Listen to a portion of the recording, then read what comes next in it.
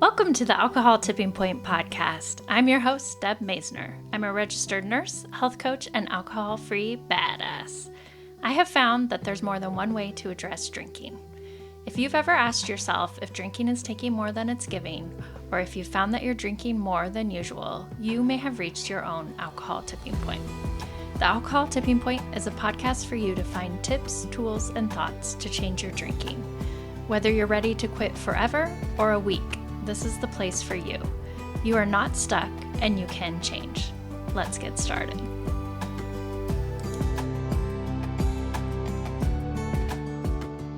Welcome back to the Alcohol Tipping Point podcast. Today on the show, I have Justin Boyd Long. Justin is a self-embracing nerd who loves crunching numbers, researching interesting things, and listening to podcasts, in addition to reading loads of books. He's also written lots of books, and he's here to talk about his experience with getting sober, but still feeling uncomfortable in his own skin and still needing to overcome past trauma. One of his books is called The Righteous Rage of a 10-Year-Old Boy. And that's where Justin really explored his personal therapy sessions and how they helped him overcome his past trauma and just heal. And I really appreciate you coming on the show today, Justin, to share your experience with drinking. And then also, what once you got sober, like that didn't fix everything. And so you took the additional steps to do counseling and specifically therapy that involved EMDR. And we recently, well, once this comes out, it'll be a few months back, but I did an episode about EMDR with a therapist, and people found it really interesting. And so I'd love to hear your perspective of how it was helpful for you and just hear more about your story and how you can help other people and men specifically who are notorious for not asking for help. So thank you for being on the show. Oh, thank you so much for having me. I'm excited to be here. Well, can you give a little intro about who you are and what you do? Because you have so much beyond just writing this book, because you've written a lot of other books. You have a really interesting life, I I do. think. So, um, I'm sort of a background character in my life. My wife is the hero, but my wife is a very famous equine veterinarian, and we have a veterinary practice called Spring Hill Equine Veterinary Clinic outside of Gainesville, Florida, and we work on horses. And that is a life that I knew nothing about. I met my wife when I was 38, and I was, I think, 6 years sober at that point and starting to figure out who I was and trying to get a handle on things. And then I got tossed into this world of just insanity that I didn't even know existed. So, like, I'm peripherally aware that horses are out there, but living with a horse doctor on a day to day basis was like an intense lifestyle change for me. So, I ended up writing a couple of books called The Adventures of the Horse Doctor's Husband. I just released a third one, as a matter of fact, a few months ago. So, just all kinds of crazy stuff that happens around horses and horse emergencies and so on. So that's my day job. I run the business side of things, and my wife is a doctor, and it's that's a full-time job all by itself. But in addition to that, I'm also a sober person, and I am super committed to personal growth and development and trying to increase my self-awareness and figure out who I am and make myself the best version of me that I can be. And that is also a full-time job, and it involves a lot of therapy and a lot of introspection and a lot of willingness to examine the hard stuff and acknowledge that I have problem areas that I need to work on. But I'm far enough down this road, and I've had enough success with that I embrace that lifestyle wholeheartedly. Like, I find the pain to be an indicator that something good is coming around the corner, because every time that I've walked through pain, I've come out the other side stronger and better. And that has taught me to be open-minded about Wow. Yeah. I have embraced the alcohol-free lifestyle. I call myself an alcohol-free badass. that. And you are. I will agree. And you are too. Well, can you share what your experience was with drinking and how you unwound that part of your life? Yeah. I got sober in 2008, and I did not do that with a long-term plan of staying sober, but I knew at that time that alcohol was causing enough problems in my life that I needed to take a step back and reevaluate where I was at. So I was 32 years old then. I felt like I knew pretty much everything. And at this point, I recognized that I knew nothing at that point in my life. But I knew that I was miserable and that I hated myself and I hated myself every day and that alcohol wasn't doing the trick for me anymore. And and I didn't know where to turn because alcohol had been my coping tool since I was in high school. So I used alcohol and I used cigarettes to change the way that I felt about myself or about any situation that I was in for the entirety of my adult life. And and when I took that away, like I didn't have any coping tools anymore. And that was a scary place for me to be. And so I've stumbled my way into a different way of living kind of on accident. I had no idea what I was getting into. I didn't know any sober people. I didn't know anybody that were, you know, we surround people who sign off on our bullshit, right? So everybody that was in my world was a drinker on the same level that I drank, which was a lot and constantly. And so I didn't have anybody even on the periphery of my life that I could look at and be like, "Oh, well, they're doing something different. Let me look at that." So I came into recovery um, just at a high level of in emotional pain, I would say, and that is when I began slowly learning about myself and about my habits and about what I had been doing with my life, and it took a long time. It took me 2 years to find a mentor that was really knowledgeable and able to kind of guide me through the beginnings of self-awareness and learning how to examine myself and figure out the why behind the what. But this guy, I think he was 78 or 79 when I met him. He was an old gay one-eyed Apache Vietnam veteran yoga instructor, like just scary and crazy and zen. Like he had long black hair and like, but only one eye, the glass eye would stare off out into the distance. And like, but everything about that guy just radiated like unbelievable presence. And when I met him, I was like, that that's the guy I want to talk to. And he took me through a workbook called A Gentle Path Through the 12 Steps by Patrick Carnes. And I was probably 2.5 years sober by the time I started that. So I had not drank in a long time, and I had gone through the steps that you do in 12-step programs. So I sort of had a very base level understanding of, what happens when I drink and why I shouldn't drink. I know that if I'm in a group of people, I'm going to try to have sex with anybody that's willing. And if that's my same friend group that I party with every weekend, I'm going to be hitting on the same people.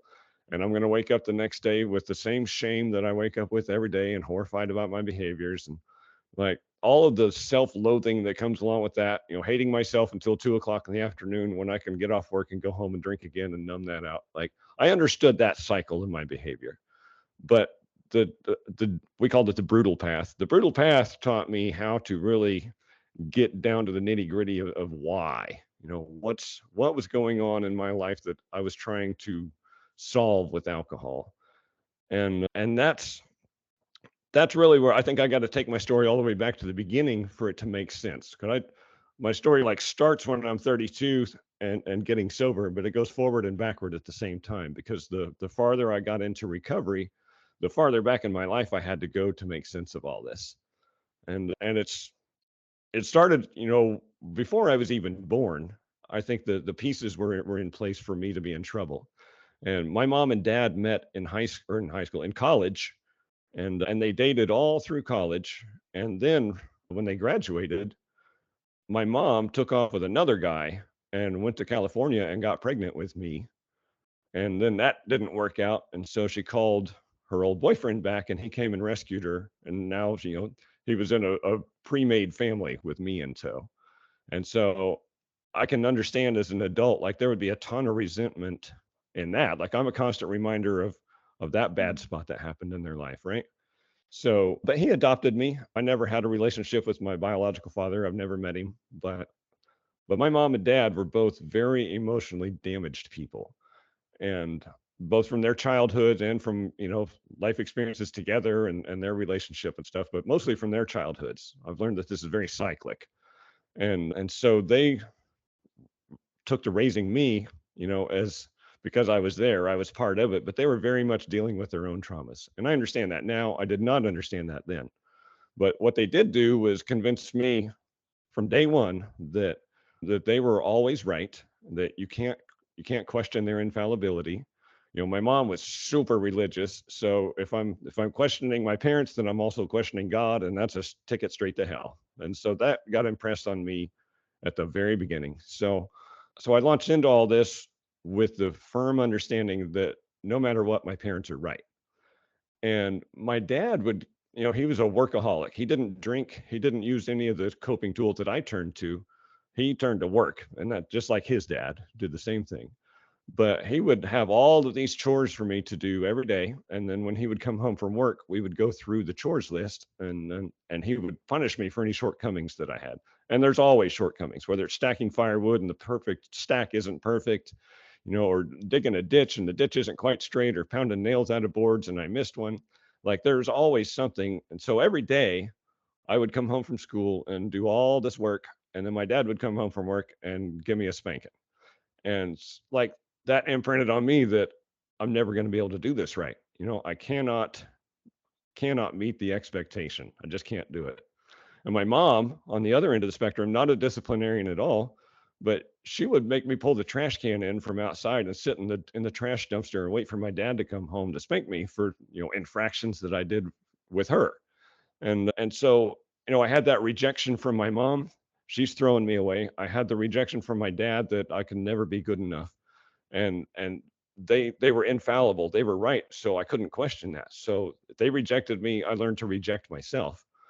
And I carried that all the way through my whole life. When I got into high school, I had 15 years of that rejection under my belt.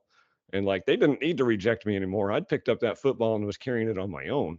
And it was all completely unconscious. But they taught me how to feel about myself, and I didn't question that even into adulthood. I went to the army. The army reinforced that I'm wrong and I'm going to get punished for everything I do. That's just because that's the nature of the army, right? But it just reinforced my beliefs. And alcohol was my solace from that. Alcohol was the one thing that would make me feel okay about who I was. And it worked great for a long time, I got to say. I started drinking in high school. I think I was 13 or 14 the first time I got drunk, but I was drinking regularly by the time I was 16.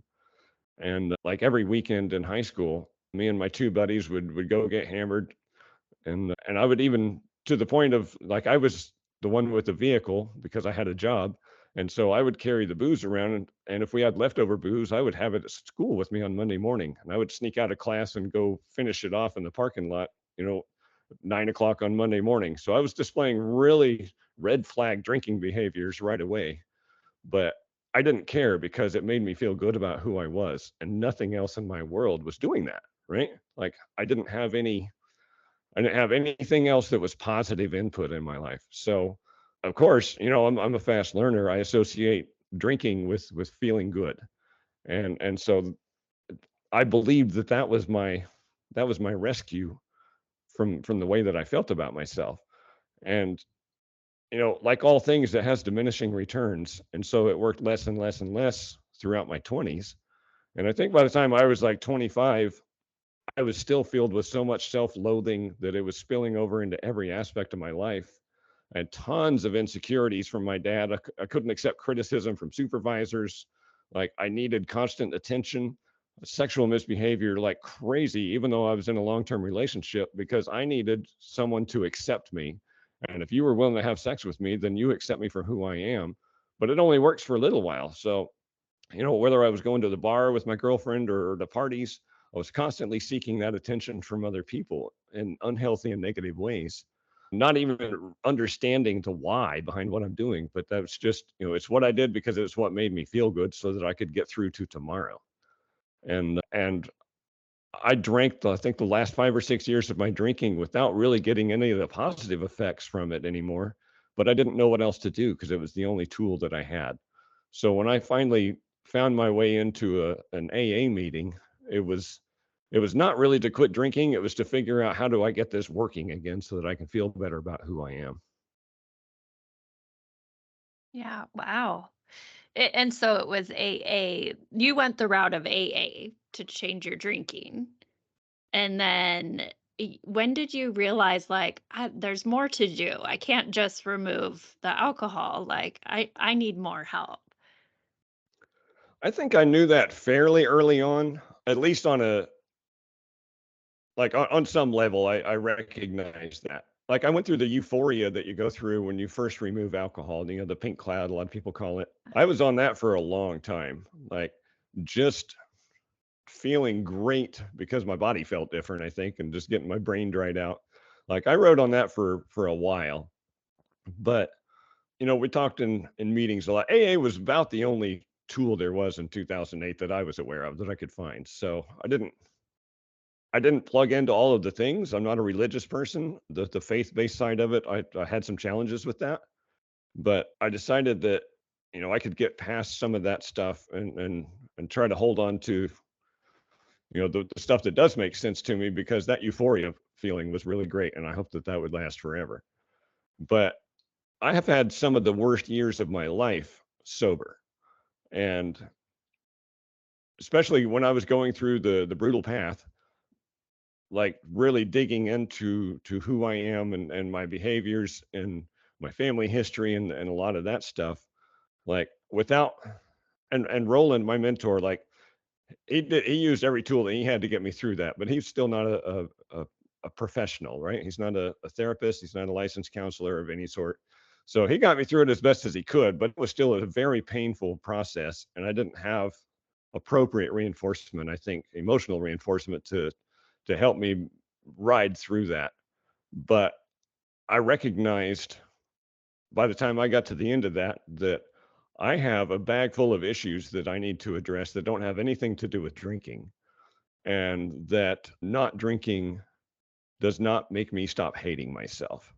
It's, I'm not putting more wood on the fire, because I'm not doing those behaviors that make me wake up and want to shoot myself because of what I did last night. The shame monster isn't getting fresh material, but the shame monster is still there kicking my ass every day. And I carried so much shame with me and so much guilt and so much self-loathing that, at 3 or 4 years sober, I didn't want to drink again, but I still didn't want to keep living like that anymore either, because those were my real problems. Like, I've got all these feelings and I don't know what to do with them. And I think that some of that is our culture. Like, men aren't allowed to have feelings outside of rage, right?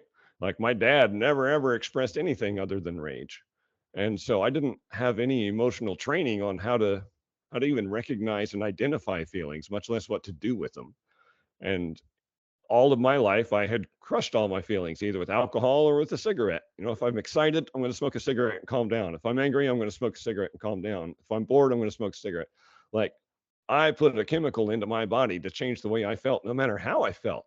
Like, my standard way of being was that I reject the way that I feel right now, no matter what it is.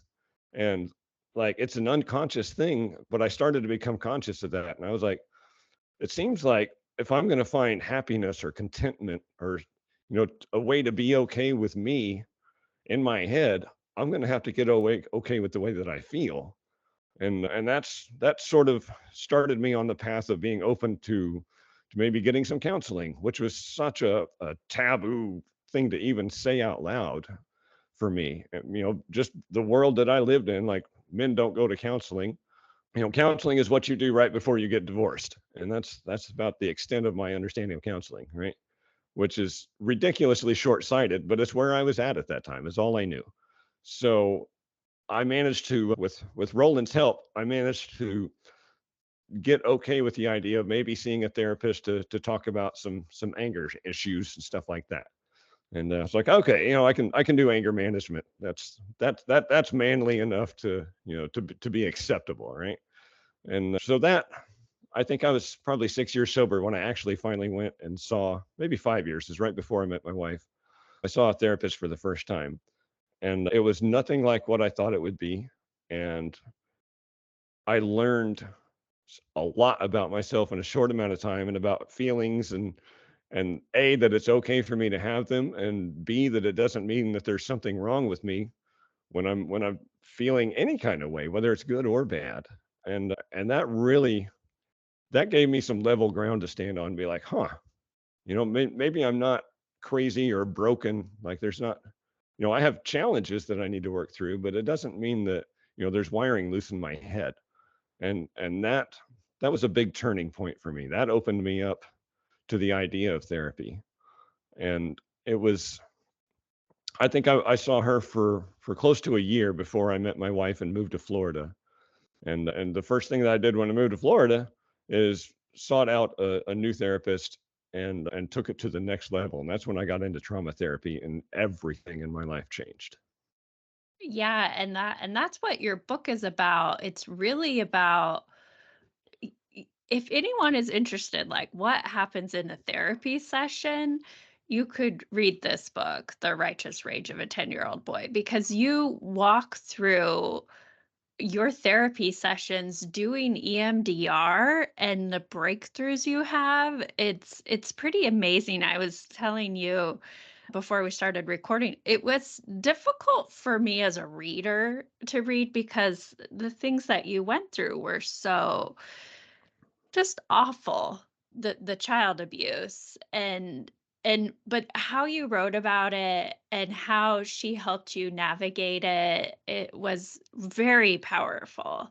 And so can you kinda share what your experience was like and how you ended up doing EMDR and just what that is? EMDR is a form of trauma therapy, and it's used especially with people with like PTSD who have had big traumatic moments. So if you've been in a car wreck or violence or combat, any of those big trauma events, it is super, super useful for that kind of stuff. But it's also really useful for people like me who I didn't have any big T's, but I had a whole lot of small T's, just those everyday negative psychological experiences with my mom and dad. Like there's just a myriad of small traumas. And what it does, I am not a brain science expert, but this is my understanding that we process feelings in our amygdala and we don't process trauma very well. So when we have a traumatic event, those feelings get hung up in our amygdala and don't ever get processed and turned on into memories and stored elsewhere in the brain.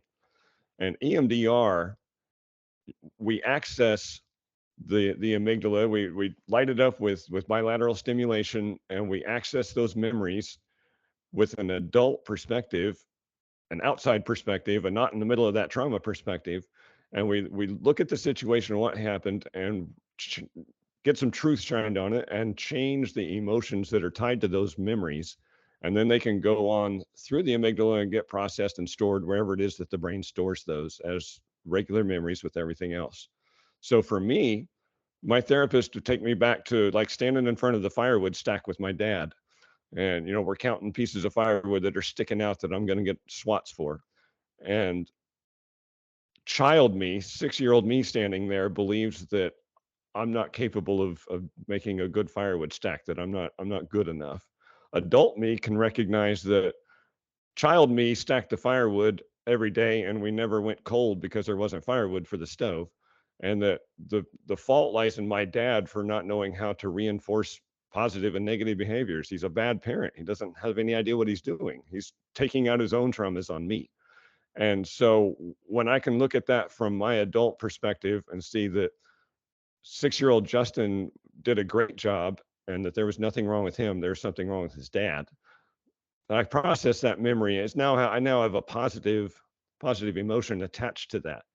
So when I think about myself in front of that firewood stack, I don't think about the loser Justin. I think about the badass Justin and how amazing I am that I went through that every day and never gave up and kept doing it and all the way to the end. And it's a process of just going through those events over and over and over, a series of those, all the ones that I could think of with my therapist and examining those, looking at me sitting inside the trash can on the back porch while my mom's sewing over at her sewing machine and recognizing that it's not that I can't keep my mouth shut when she told me to be quiet while she's on the phone. It's that I'm an 8-year-old kid and I'm filled with energy, and she doesn't know how to appropriately guide or punish me in those situations. And she's taking out her own traumas on me. That had nothing to do with me. I was fine. And when I can look at that, I change my understanding of who I was in that trash can, that I wasn't the bad kid. I was the victim in that situation. And I'm okay. And I came out okay. And so, like, it takes all of the knee jerk reactions when I'm in situations that trigger feelings like that. When I feel like I'm not good enough, when I get, when my boss gives me negative feedback that I didn't do such a good job with something, if I had that unprocessed trauma sitting in my amygdala, I have such an over the top combative reaction to that. Like, I was a horrible employee most of my life because I couldn't take criticism from a supervisor, because I couldn't take criticism from my dad. It made me want to fight because he made me feel bad about who I was. But when I've processed that with EMDR, I don't have that reaction anymore. I don't have to fight to the death to defend myself all day, every day. I don't have to overdo everything that I do to prove that I have enough value to be at the table.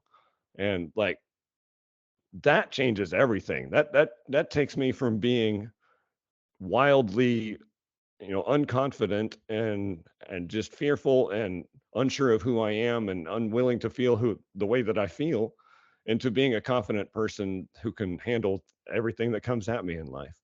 And like, I think that is the ultimate sobriety guard for me, because I don't have to drink or smoke or do any of the compulsive behaviors that I've been prone to do. With, I went through a phase of buying guitars because every time I bought a guitar, it made me feel good for a few days. But I was just doing the same thing that I did with a drink. But when I have dealt with the challenges that drive me to drink in the first place, which is the way that I feel about myself, and not just thought about it or talked about it, but actually dealt with it with a therapist and resolved the issues that are underlying, then I no longer have a broken part in me that I feel like I need to fix with a drink. And that, like, that's an amazing place to be. And it's, I've been here for several years now, but I'm still wowed by it every day, because, and I hope the novelty from that never wears off, because it's such a different existence than what I did for the first 45 years of my life. Yeah, it was really amazing to read. Like, you would take a memory and your therapist, as part of the EMDR, the bilateral stimulation you were talking about, you're holding on to paddles, right? Yeah.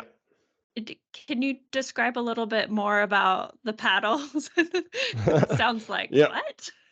It's a weird thing, but and there's several different ways to do it. Sometimes it's done with a metronome, so you get a sound in left ear, right ear. Sometimes it's done with paddles that vibrate, left hand, right hand, left hand, right hand. Sometimes done with lights. You got lights on a bar, so the left one will flash, right one will flash. But what that is doing is that's they call it bilateral stimulation, because you're activating both hemispheres of your brain at the same time. And it's like, it gets deep science stuff, and I don't know all the details on exactly how that works, but that is what gets your amygdala processing and receiving input, as well as the hippocampus and other parts of the brain where hopefully that information is going to go. And so that left right stimulation gets the brain opened up so that you can actually move those feelings through and get them where they're supposed to be. Because just thinking about it, like, I could sit and think about me sitting in the trash can, and all I'm doing is reinforcing those negative feelings, even if I'm trying to attach some positive stuff to it. Like, the parts of the brain that are holding on to that trauma have to be able to process that, and that's what the MDR part does. I thought it was fascinating. And so she would take a memory and like a limiting belief that you had about yourself, like, I don't matter, or I'm not good enough, or I feel stupid. She would pick one of those and have you process the memory while you're getting the bilateral stimulation, and then help you change that limiting belief, from I feel stupid to I know I'm right, or I have value versus I don't matter. And it was just fascinating to read about how you went through that process. It was really enlightening to me to go through it too, because in that process, I learned about a lot of the beliefs that I have that I inherited from my parents. And I think one of the most important ones was, what power is, or where I get my value as a human being. And for me, watching my dad be who he was, like he dominated every aspect of my life. And I really, in my heart, I believe that that's how you win as a man, or whoever is like that. You have to dominate everything around you.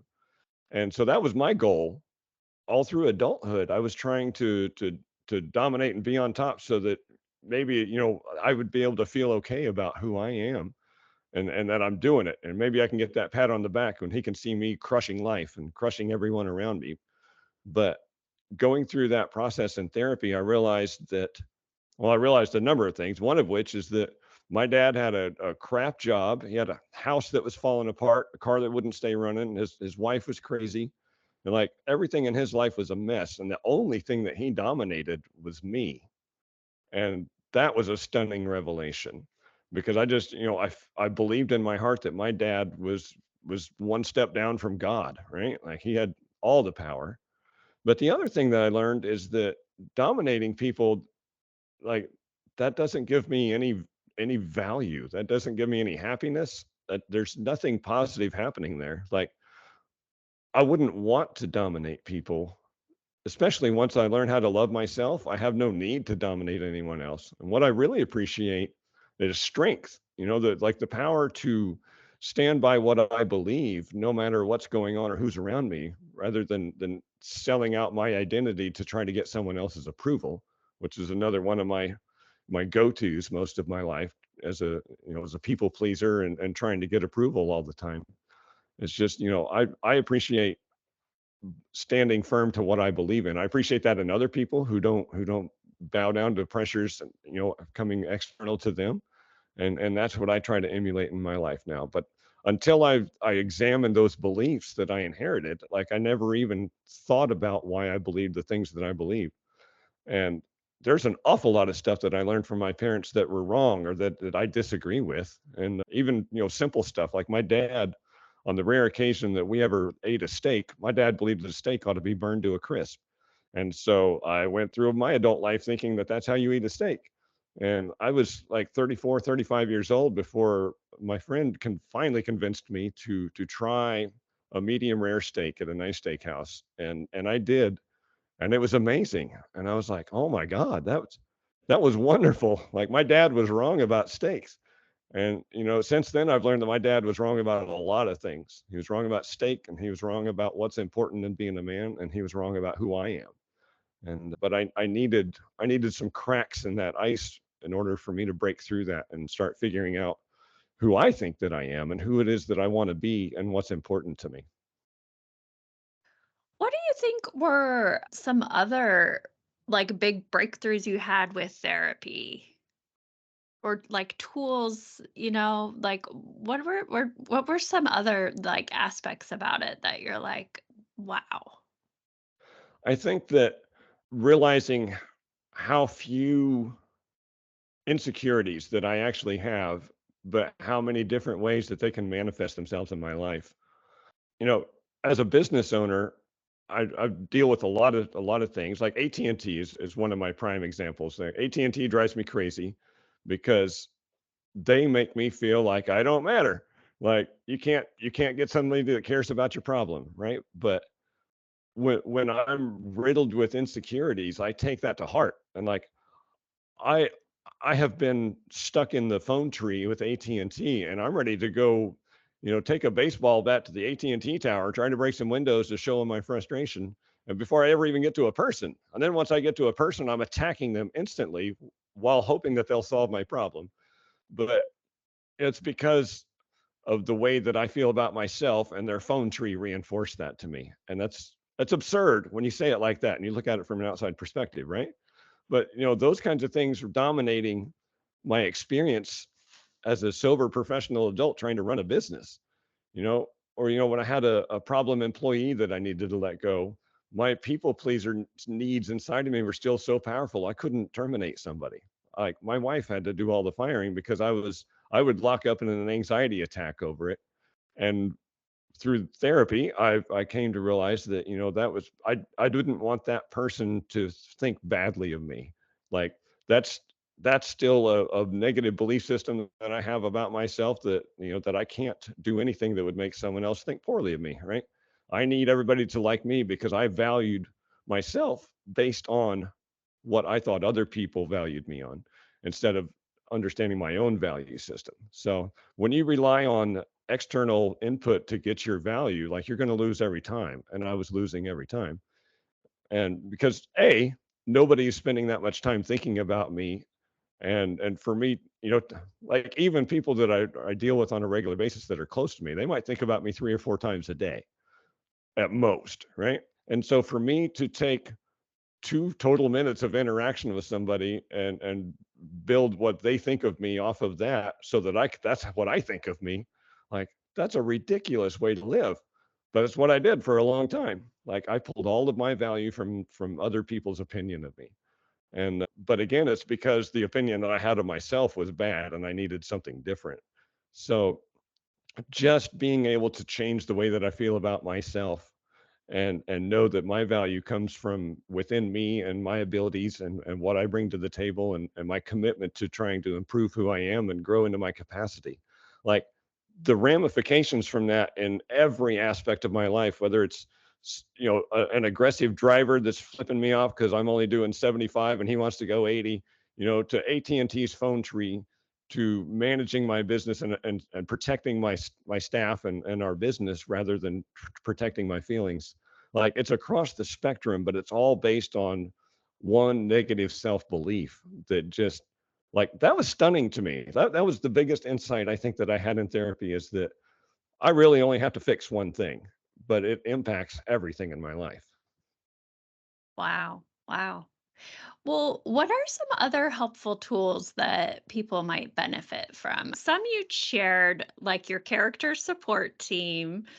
You talked about putting process memories in a box. Can you think of or just expand on those tools or ideas that kind of helped you out? Yeah, the support team was really important for me. And that's something that you set up at the beginning of your EMDR journey, your therapy journey, is to, you know, if I'm going to walk a hard road and I can take anybody that I want to take with me, who do I want to take? And for me, you know, I had to think about this. I'm not, I mean, the first thing that comes to mind is like, you know, some badass superhero, a Superman or Thor or something like that. But like that's really not who I aspire to be as a person. I don't want to be that physical dominator and rule through force things. So the first one that I picked was Gandalf, because Gandalf is wise. He's thoroughly capable of handling anything that happens. He's got the power of magic. He can do all the stuff, but he's wise and he cares and he's charismatic. I think mostly that he cares, and he makes little people feel like they're important, and that means a lot to me, because I might be 6'2" and I'm a big tall white guy and I'm at the top of the ladder and all of those measurements, but inside, you know, I'm a scared little boy, and I need somebody to guide me down the road, right? And Gandalf really fills that role for me. But another one is Bob Ross. I love Bob Ross. Like that guy is, like he's the physical embodiment of Zen and just being chill no matter what.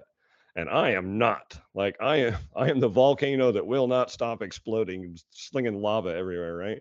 So like I appreciate Bob Ross being cool so much.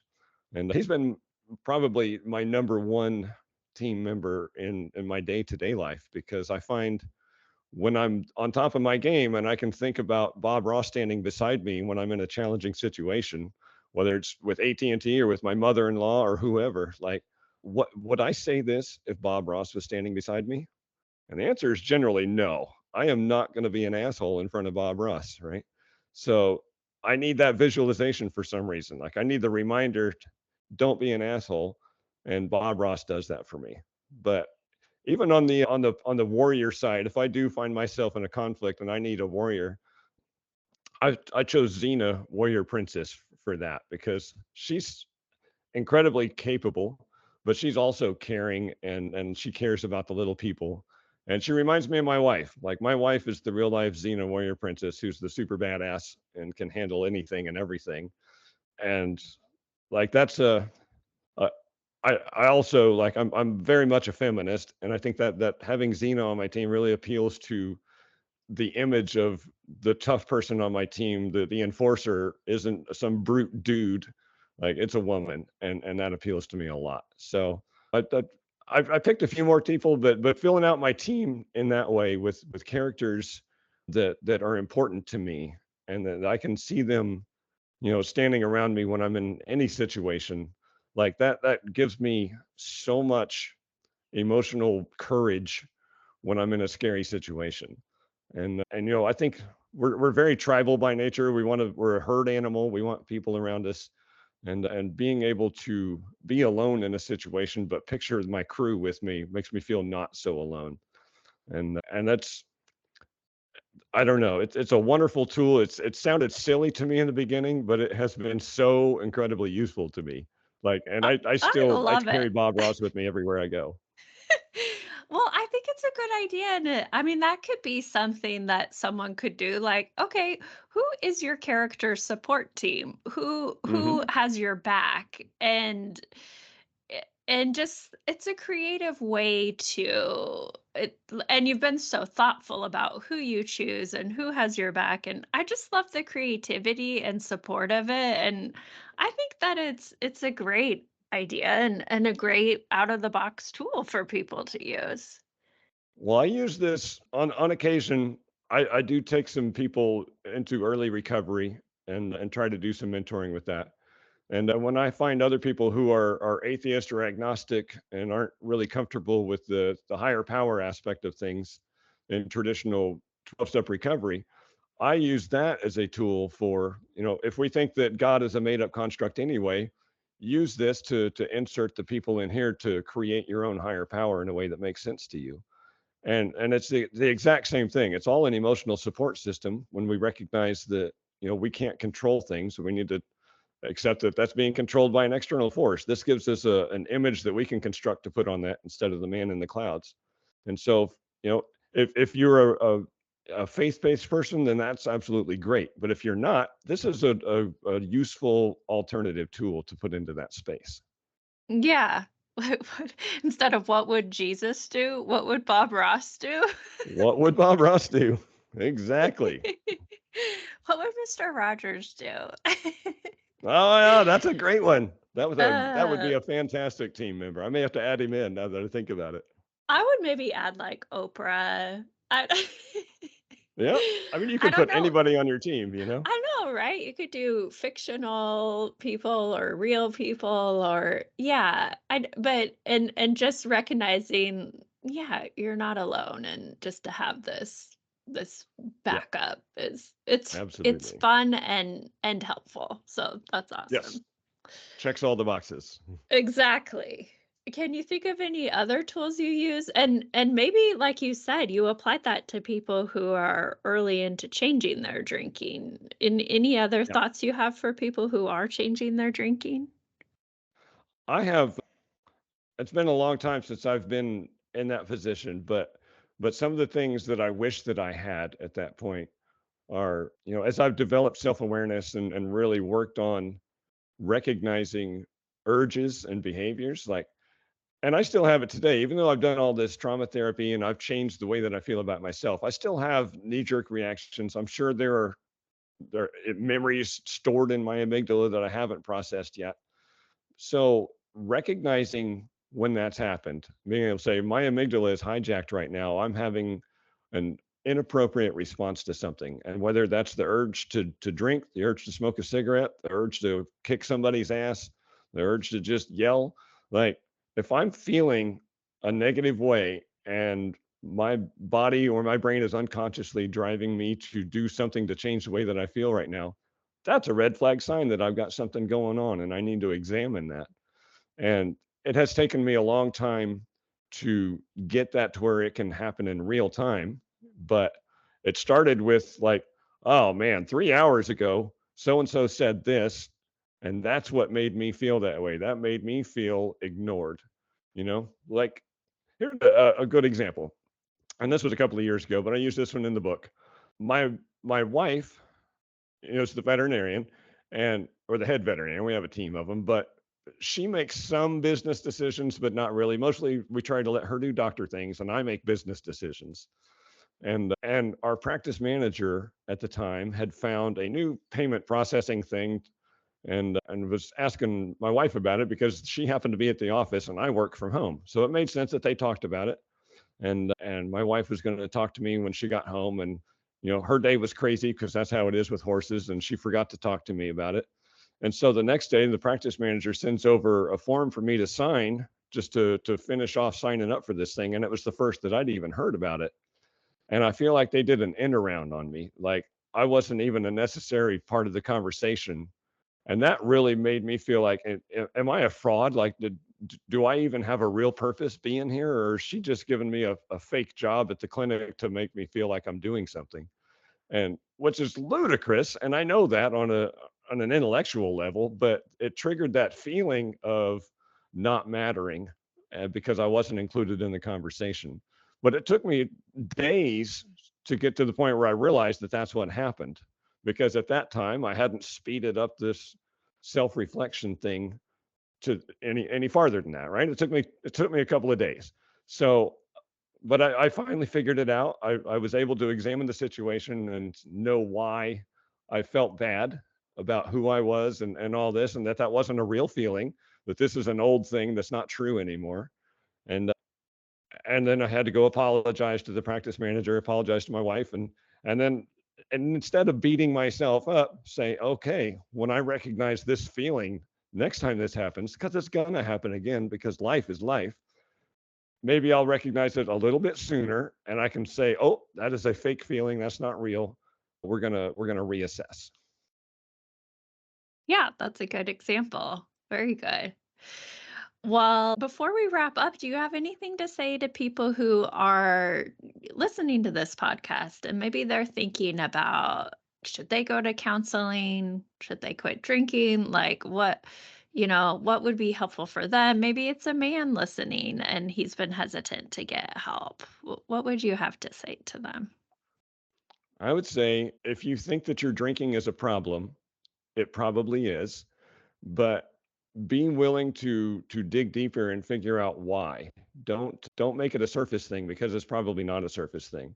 We all have traumas of some sort that we're carrying around. There's a million different reasons why people end up feeling in a way that makes them want to change that. And but that's what it is. Like, these are feelings. It's mostly chemicals floating around in our brain. And there's things that trigger releases of one thing and then another thing. Like, it's it's a science fixable thing. Like, it's not a character judgment. It's none of the things that we think about when we don't think about it, if that makes sense. Like, it's alcohol abuse is a symptom of something else, just the same way that gambling can be a symptom of something else, or any sort of compulsive behavior. So don't feel like it makes you a bad person if you're experiencing some of these things. Just understand it for what it is, and be willing to talk to somebody about it, because men have all the same feelings that women have, and most of us don't know how to deal with those. So compounding our problems with trying to hold everything on the inside and just power through it is not a productive way to solve our problem. And when we're not so worried about other people's opinion of us, then we can make a whole lot more progress in life. Yeah, wonderful. And just get help. Like, don't be afraid to seek help. And it can make your life so much better. And just recognize, like, there's a lot of different ways to get help out there. And I appreciate you Hmm. sharing what helped you and really writing this book and sharing your experience with therapy and specifically EMDR and trauma. I think that is really helpful. So thank you, Justin. Thank you for having me on the show. There's a thousand different ways to get sober, and I think it's the more open-minded we are about these things, the more success that we'll find in the world. So absolutely, get help any way that it makes sense to you. Great. Well, how can people find you? You can find everything about me at my website at jboydlong.com. That's jboydlong.com. All my books are there. There's social media links, my blog, ways to contact me, all the stuff. Awesome. Well, thank you. Thank you so much. Thank you very much for having me on the show. Thank you so much for listening to this episode of the Alcohol Tipping Point podcast. Please share and review the show so you can help other people too.